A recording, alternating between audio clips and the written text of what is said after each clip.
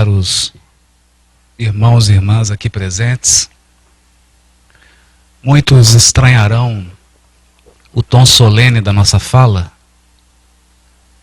mas essa se justifica pela data muito importante que comemoramos hoje.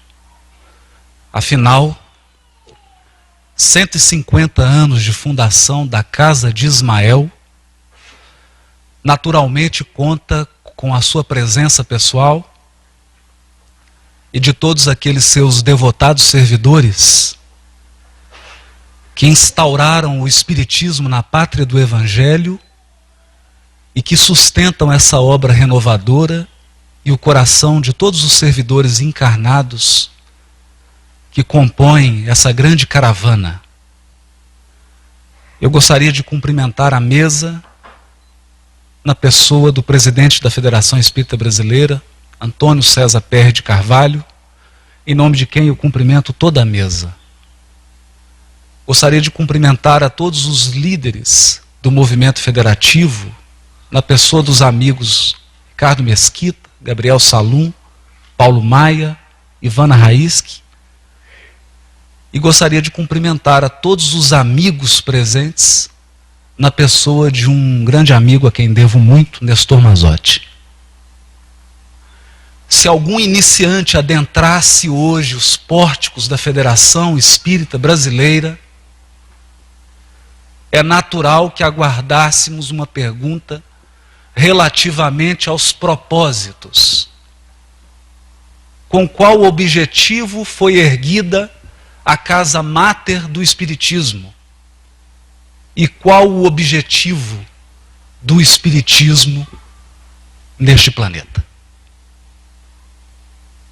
Buscando uma resposta a essa indagação básica, mas fundamental e basilar, nós encontramos uma declaração do codificador em março de 1861, quando comenta a mensagem de um espírito de Mulhouse, onde ele diz assim: o Cristo foi o iniciador da moral mais pura, a mais sublime, a moral evangélica cristã, que deve renovar o mundo, aproximar os homens e os tornar a todos irmãos. Enfim, uma moral que deve transformar a terra e dela fazer uma morada para espíritos superiores aos que hoje a habitam. É a lei do progresso, à qual está submetida a natureza. E o Espiritismo é uma das forças vivas de que Deus se serve para fazer a humanidade avançar na via do progresso moral. São chegados os tempos em que as ideias morais devem desenvolver-se para realizar o progresso que está nos desígnios de Deus. Elas devem seguir a mesma rota percorrida pelas ideias de liberdade. Se as ideias de liberdade nos trouxeram a Revolução Francesa e a Revolução Americana, que entregou ao mundo o constitucionalismo, os direitos humanos, incumbia ao Espiritismo trazer a renovação das ideias morais.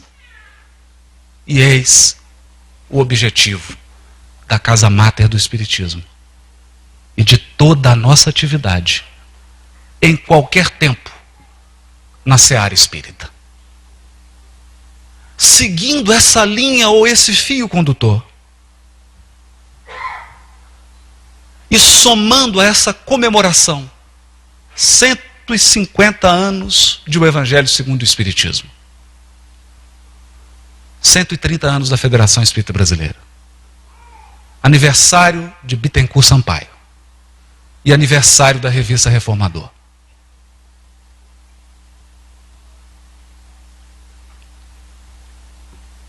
Emmanuel, em um dos aniversários de O Evangelho segundo o Espiritismo, juntamente com Bezerra de Menezes, André Luiz, Caibá Schutel, Eurípides Bassanufo, Hilário Silva, Anália Franco, Meimei e outros espíritos, assinaram o prefácio de uma obra, O Espírito da Verdade. Uma obra ditada em homenagem ao Evangelho segundo o Espiritismo, onde esses espíritos coletivamente afirmam: estudando a mensagem libertadora de Allan Kardec em O Evangelho segundo o Espiritismo, nós, os companheiros desencarnados de quantos se encontram ainda em rudes lições na escola física, escrevemos este livro em teu nome.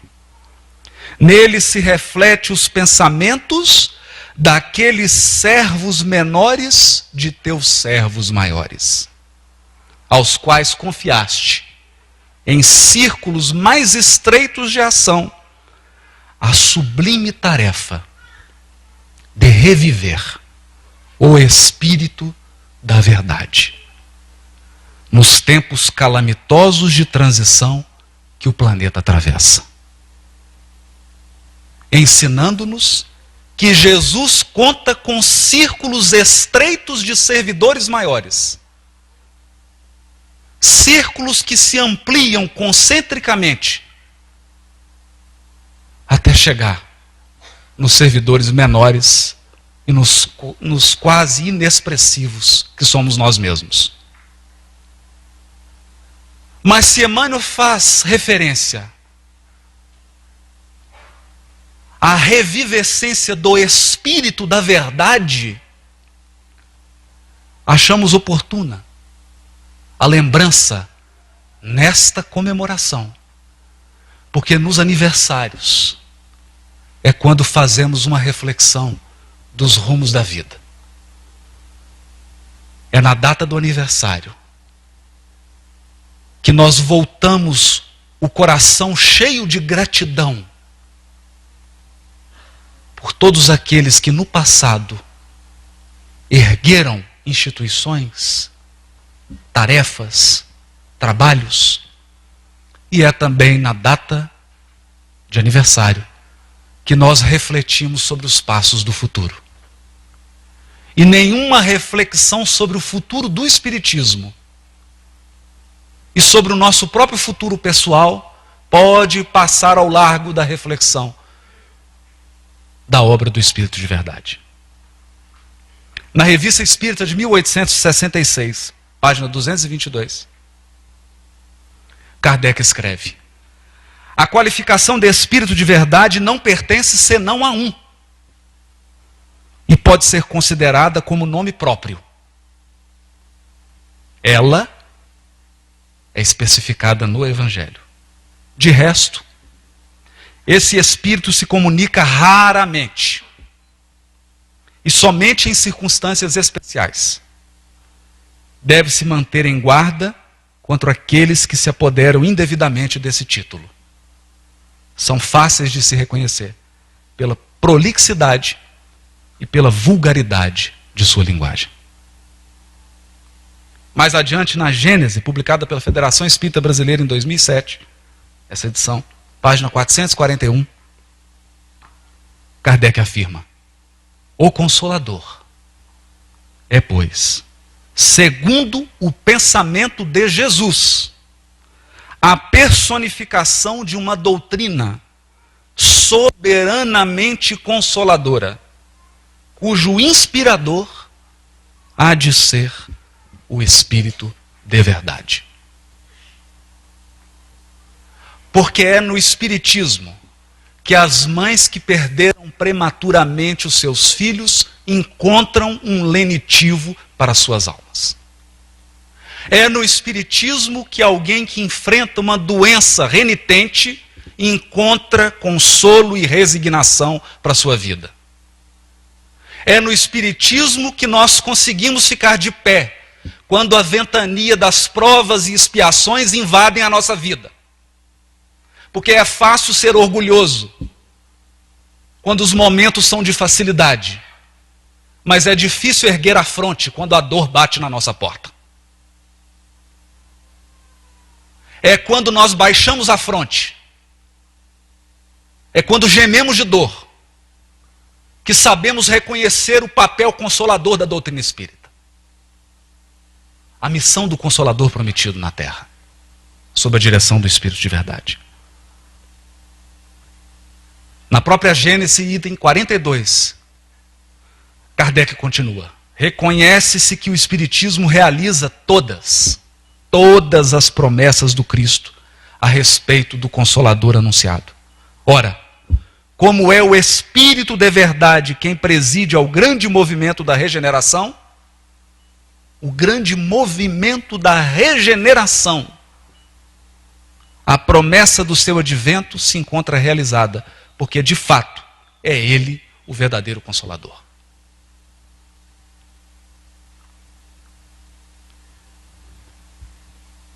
Quando entra em diálogo com Zéfiro, eu não vou me estender a esse ponto,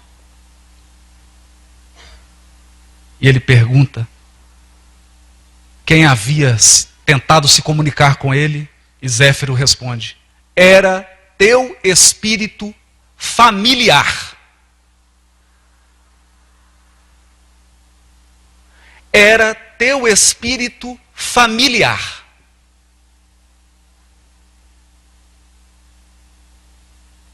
E ele diz: poderei dizer-me quem é ele? Pode perguntar a ele mesmo, pois está aqui. Meu espírito familiar, quem quer que tu sejas, agradeço-te o me teres vindo visitar. Consentirás em dizer-me quem és? Esse é o codificador. Essa alma grandiosa que mostra na humildade por que foi escolhido. Para ti, responde o espírito familiar, chamar-me-ei a verdade. E todos os meses aqui, durante 1/4 de hora, 25 minutos, estarei à tua disposição.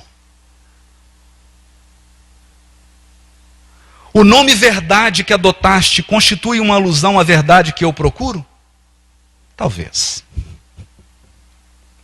Pelo menos é um guia que te protegerá e te ajudará. Terás animado na terra alguma personagem conhecida? Já te disse que para ti sou a verdade. Isto para ti quer dizer discrição. Discrição. Nada mais saberás a respeito. Nota de Allan Kardec. Isso está no livro Obras Póstumas, página 304. A proteção desse espírito, cuja superioridade eu estava, então, longe de imaginar, jamais de fato me faltou. A sua solicitude e a dos bons espíritos que agiam sob as suas ordens se manifestou em todas as circunstâncias de minha vida. Quer a me remover dificuldades materiais, quer a me facilitar a execução de meus trabalhos. Quer, enfim, a me preservar dos efeitos da malignidade dos meus antagonistas, que foram sempre reduzidos à impotência. No livro Obras Póstumas, é São Luís quem lhe diz: nossa ação, sobretudo a do Espírito de verdade, é constante ao teu derredor, e tal que não a podes negar. E na Revista Espírita, 1861, página 356, Kardec afirma: sim, senhores, este fato é não só característico, mas é providencial. Eis a este respeito o que me dizia ainda ontem, antes da sessão, o meu guia espiritual, o Espírito de verdade.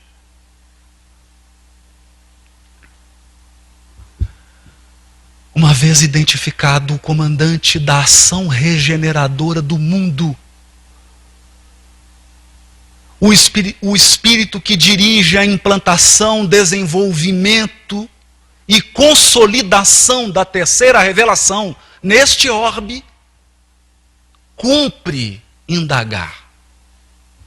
Qual o plano geral da regeneração do orbe? Que plano é este? Onde a Federação Espírita Brasileira se encaixa? Onde o movimento federativo se encaixa? Onde os trabalhos e projetos dessas instituições se acoplam a esse plano geral? E principalmente, onde a sua atuação, a minha, deve se encaixar? O plano geral da regeneração do orbe pode ser divisado. No livro Brasil, Coração do Mundo, Pátria do Evangelho, capítulo intitulado Bezerra de Menezes, onde Humberto de Campos descreve com a beleza da sua pena. Mal não haviam terminado as atividades bélicas da triste missão de Bonaparte, e já o espaço se movimentava, no sentido de renovar os surtos de progresso das coletividades. Assembleias espirituais, reunindo os gênios inspiradores de todas as pátrias do orbe, eram levadas a efeito nas luzes do infinito, para a designação de missionários para as novas revelações. Em uma de tais assembleias, presidida pelo coração misericordioso e augusto do Cordeiro, do Cristo, fora destacado um dos grandes discípulos do Senhor, para vir à terra com a tarefa de organizar e compilar ensinamentos que seriam revelados, oferecendo um método de observação a todos os estudiosos do tempo. Foi assim que Allan Kardec, a 3 de outubro de 1804, via a luz da atmosfera terrestre na cidade de Leão.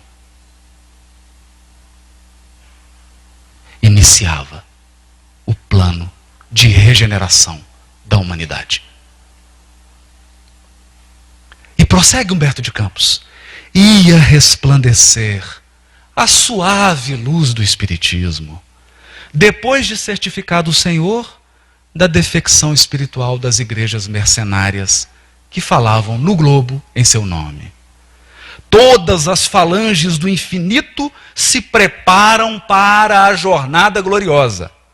As abnegadas coortes de Ismael trazem as suas inspirações para as grandes cidades do país do Cruzeiro, conseguindo interessar indiretamente grande número de estudiosos. E dentre esses espíritos estão aqueles citados por César Perry, que participaram da fundação de Reformador e da própria Federação Espírita Brasileira. Na Revista Espírita de 1868, Lacordaire, uma mensagem publicada por Allan Kardec, explica sobre isso, sobre essas assembleias espirituais presididas por Jesus, preparando o advento do Espiritismo no mundo, e a encarnação em massa de um conjunto de espíritos que iriam consolidar a obra, sobretudo na pátria do Evangelho. Diz Lacordaire: era preciso, aliás, completar o que não havia podido dizer então, porque não teria sido compreendido. Foi porque uma multidão de espíritos de todas as ordens, sob a direção do Espírito de Verdade, veio em todas as partes do mundo e em todos os povos revelar as leis do mundo espiritual, da qual Jesus havia adiado o ensinamento. E lançar pelo Espiritismo os fundamentos da nova ordem social. Não se trata de trazer apenas mais um movimento religioso ao mundo. O projeto era uma nova ordem social para o orbe terreno. Eis o plano geral da obra. Eis o objetivo principal da nossa presença nas fileiras do Espiritismo. Renovação da ordem social. Instauração do mundo regenerado. E aqui, em uma assembleia muitíssimo especial, e que fala de um modo muito afetivo ao coração de todos nós, porque agora está mexendo conosco, com o movimento espírita, com os espíritas, com as instituições espíritas. Antes dessa época, quando prestes a findar o primeiro reinado, Dom Pedro I, lembrando que o primeiro reinado foi de 1822 a 1831. Antes de findar o primeiro reinado, portanto, em torno, um pouco antes de 1831, Ismael reúne no espaço os seus dedicados companheiros de luta. E organizada a venerável assembleia, o grande mensageiro do Senhor esclarece a todos sobre os seus elevados objetivos. Irmãos, expôs Ismael, o século atual, como sabeis, vai ser assinalado pelo advento do Consolador à face da terra. Nestes 100 anos se efetuarão. Se ele está falando um pouquinho antes de 1831, e ele está dizendo que se efetuarão, então ele está falando de uma data futura. 100 anos se efetuarão os grandes movimentos preparatórios do outro 100 anos que hão de vir. 1857, 1957, 100 anos, mais 100, 2057. É uma interpretação, uma delas. Face mistério, amparemos o coração atormentado dos homens nessas grandes amarguras, preparando-lhes o caminho da purificação espiritual através das sendas penosas. É preciso, pois, preparemos o terreno para a sua estabilidade moral. Estabilidade moral do homem terreno, nesses instantes decisivos dos seus destinos. Numerosas fileiras de missionários encontram-se disseminadas entre as nações da terra. Com um fim, com qual finalidade? Com a finalidade de levantar a palavra da boa nova do Senhor. Levantar a palavra do Evangelho.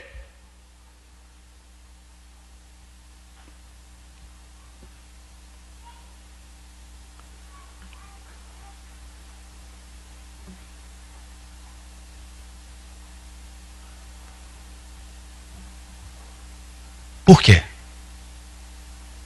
Kardec esclarece. Reconhece que o Espiritismo realiza todas as promessas do Cristo com respeito ao Consolador anunciado. Ora, como é o Espírito de verdade que preside ao grande movimento de regeneração, a promessa da sua vinda se acha por essa forma cumprida, porque de fato ele é o verdadeiro Consolador. E falando nas duas próximas estações da nossa fala, sobre o plano geral da obra O Evangelho segundo o Espiritismo e depois sobre o plano geral da casa máter do Espiritismo na pátria do Evangelho. Vamos ao penúltimo item. Com relação ao Evangelho segundo o Espiritismo, no livro Obras Póstumas, numa mensagem de agosto de 1863, os espíritos superiores se dirigem a Kardec nos seguintes termos: ao te escolherem, os espíritos conheciam a solidez das tuas convicções e sabiam que a tua fé, qual muro de aço, resistiria a todos os ataques. Tenho, porém, fé em ti, como tens fé em nós. E sei que a tua fé é das que transportam montanhas e fazem caminhar sobre as águas. Coragem. A tua obra, para que a tua obra se complete. Conta conosco e conta, sobretudo, com a grande alma do Mestre de todos nós, que te protege de modo tão particular.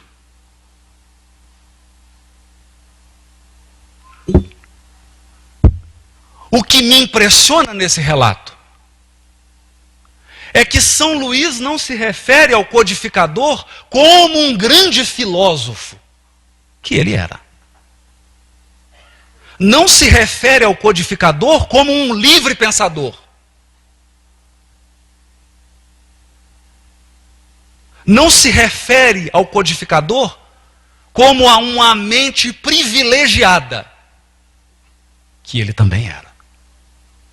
Se refere ao codificador, ou nós podemos nos expressar, há uma faceta do codificador que, infelizmente, muitos espíritas teimam em não reconhecer: um homem de fé. Mas não é um homem de fé qualquer. Um homem de fé inabalável. Quem está dizendo é São Luís.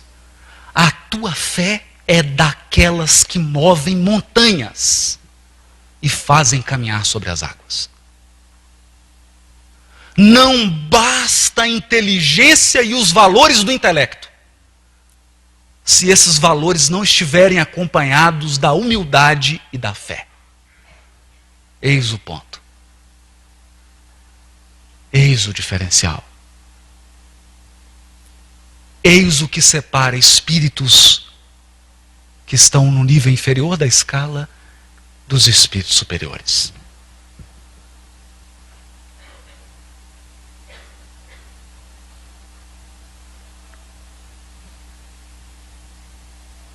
Na Revista Espírita de maio de 1864, em Bordeaux, o Espírito de Verdade encaminha uma mensagem que chega a Kardec. Por outro médium. Eu não sei se mulher, não sei se homem.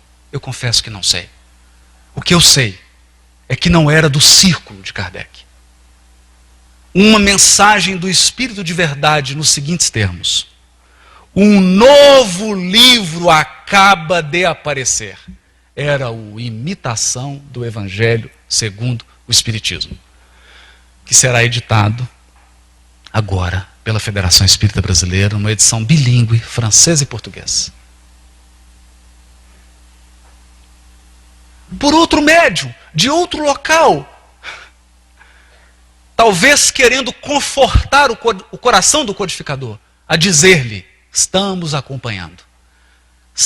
A apresentação da obra não é da formiguinha Haroldo Dutra Dias. É do Espírito de Verdade. E ele se refere a essa obra nos seguintes termos: um novo livro acaba de aparecer. É uma luz mais brilhante que vem clarear o vosso caminho. Há 18 séculos eu vim, por ordem de meu pai, trazer a palavra de Deus aos homens de vontade. Esta palavra foi esquecida pela maioria, e a incredulidade e o materialismo vieram abafar o bom grão que eu tinha depositado sobre vossa terra. Há várias moradas na casa de meu pai, eu lhes disse há 18 séculos, estas palavras o Espiritismo veio fazer compreendê-las. E Kardec escreve uma nota: eu a ninguém dera ciência do assunto, do livro que estava trabalhando. Conservaram-lhe de tal modo em segredo o título, que o editor, senhor Didier, só o conheceu quando dá impressão. Esse título foi, a princípio, imitação do Evangelho. A princípio. Mais tarde, por efeito de reiteradas observações do mesmo senhor Didier e de algumas outras pessoas, mudei-o para o Evangelho segundo o Espiritismo. Assim, as reflexões contidas nas comunicações seguintes não podem ser tidas como fruto de ideias preconcebidas do médium. Ninguém sabia que ele estava escrevendo a obra. E ele começa a receber mensagens.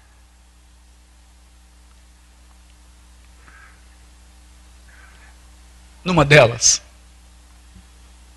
isso está no livro Obras Póstumas, página 371, no item intitulado Imitação do Evangelho. Primeira edição do Evangelho segundo o Espiritismo. Kardec pergunta: que pensais da nova obra em que trabalho neste momento? Não falou qual obra. Esse livro de doutrina terá considerável influência, pois que explana questões capitais. E não só o mundo religioso encontrará nele as máximas que lhe são necessárias, como também a vida prática das nações aurirá nele instruções excelentes. Fizeste bem enfrentando as questões de alta moral prática, do ponto de vista dos interesses gerais, dos interesses sociais e dos interesses religiosos. A dúvida tem que ser destruída. Destruída. A terra e suas populações civilizadas estão prontas. Já de há muito os teus amigos de além-túmulo as arrotearam. Lança, pois, a semente que te confiamos, porque é tempo de que a terra gravite na ordem irradiante das esferas e que saia, afinal, da penumbra e dos nevoeiros intelectuais. Acaba a tua obra e conta com a proteção do teu guia, guia de todos nós, e com o auxílio devotado dos espíritos que te são mais fiéis e em cujo número digna-te de me incluir sempre. No próprio livro Obras Póstumas, numa mensagem seguinte, é São Luís quem conversa com Kardec. Agora, não em tom solene. Eu confesso que, quando leio essa mensagem, me impressiona o tom de confidência. Dá-nos a impressão, ou melhor, dá-nos a certeza, de que são dois grandes amigos conversando sobre um longo projeto em execução há séculos. Um encarnado, Allan Kardec, outro desencarnado. O tom de confidência, de amizade, de cumplicidade é tão grande que São Luís se expressa nos seguintes termos: nossa ação,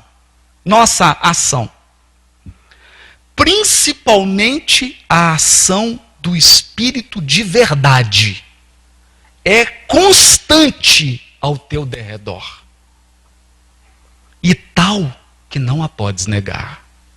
Assim sendo, não entrarei em detalhes ociosos a respeito do plano de tua obra, que segundo meus conselhos ocultos, modificaste tão ampla e completamente. Assim que a FEB editar a obra, nós teremos a oportunidade de comparar a última edição de O Evangelho segundo o Espiritismo e a primeira edição do Imitação.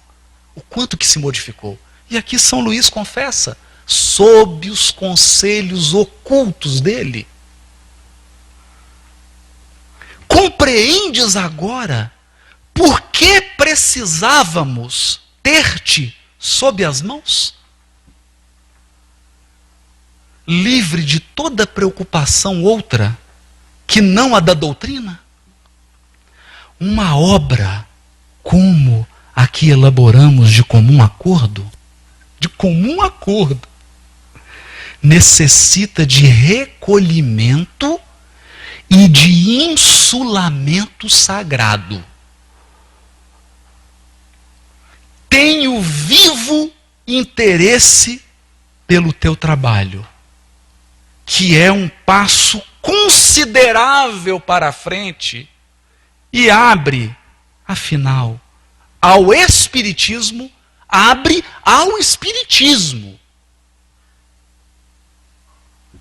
a estrada larga das aplicações proveitosas a bem da sociedade.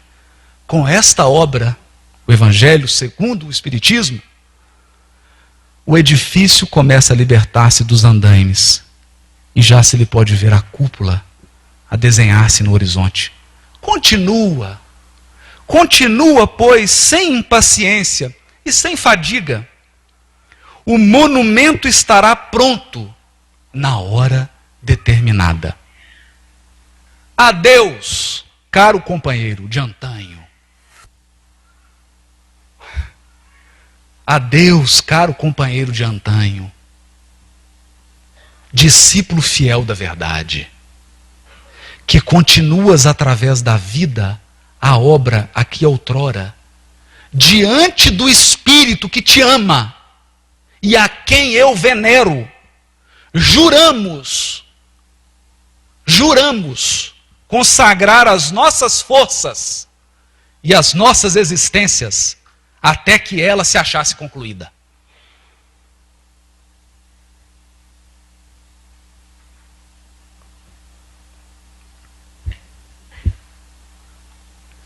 Publicado o Evangelho segundo o Espiritismo. E em franco desenvolvimento a árvore do Evangelho que foi transplantada para o solo do Brasil. Porque não importa as opiniões dos homens. Enquanto Jesus operava, os homens diziam: que de bom poderá vir da Galileia? Legumes? Peixes? Ignorantes? Como se levantam vozes no Espiritismo a perguntar: que de bom poderá vir do Brasil? Políticos corruptos? Gente desonesta? Povo violento? Miséria e pobreza? Poderá vir da terra do cruzeiro o que Jesus quiser que venha. Pois quando todos os homens mal davam atenção a Galileia, foi lá que ele operou. E é aqui que a sua mão repousou, a despeito da opinião de qualquer encarnado. Porque quem comanda o planeta é o Cristo. O Cristo ontem. O Cristo hoje. O Cristo sempre. Capa da revista Reformador do mês que vem.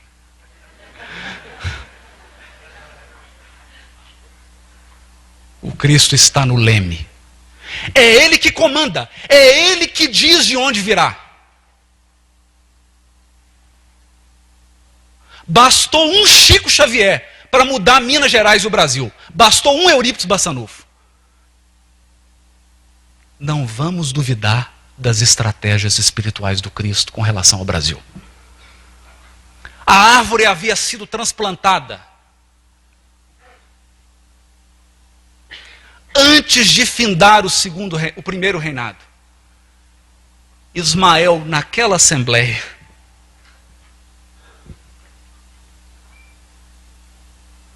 se aproxima de um espírito e diz a ele: renascerás no Brasil. Era Adolfo Bezerra de Menezes.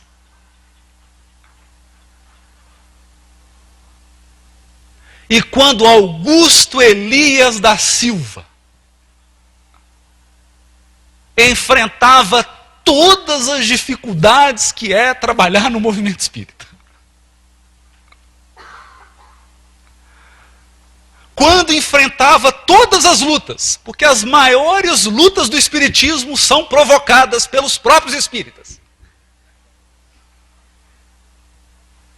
As maiores dificuldades que o espiritismo apresenta para Jesus vêm dos espíritas.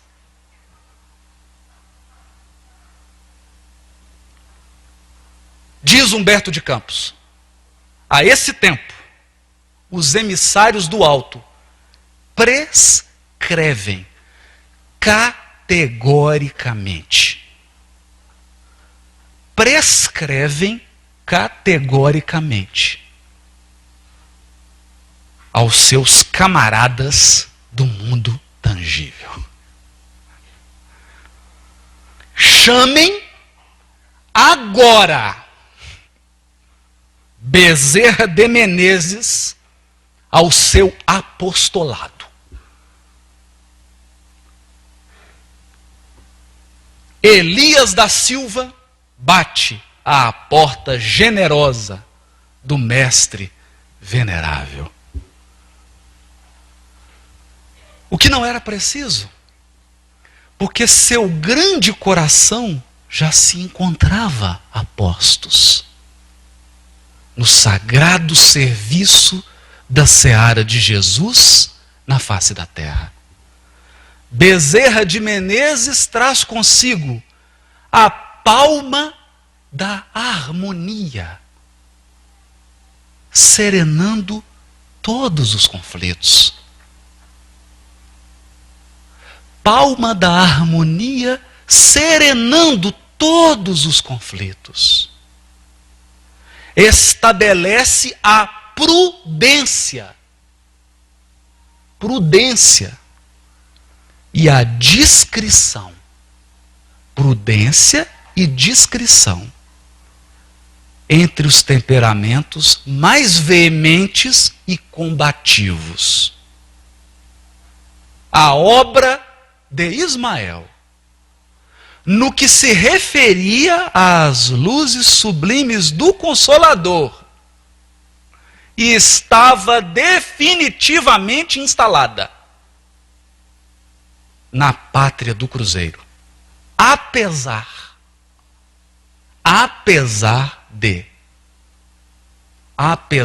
da precariedade do concurso dos homens.